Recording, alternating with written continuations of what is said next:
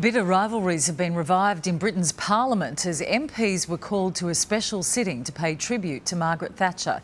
We're live now to Mike Amor in London, where deep divisions were on show, Mike.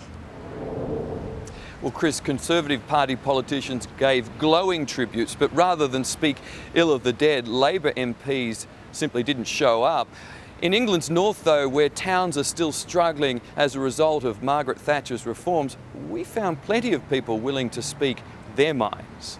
It's small Yorkshire villages like this which were hit hardest and where resentment towards Margaret Thatcher runs deepest.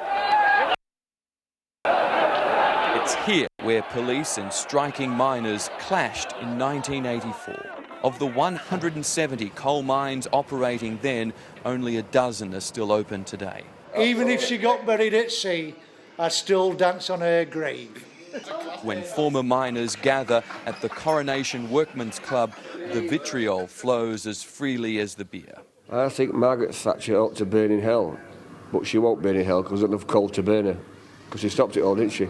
With fewer than 6,000 of the original 170,000 miners still working today, it wasn't just the coal mines that closed down. Businesses were also forced to shut their doors, and as you can see, 30 years later, they're still struggling.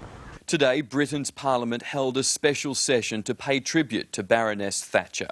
She made history, and let this be her epitaph, that she made our country great again. Her son welcomed news the Queen will attend his mother's funeral. I know my mother would be greatly honoured, as well as humbled by her presence. But no such sentiment among the ex-miners of Yorkshire, who planned their biggest celebration on the day of her funeral.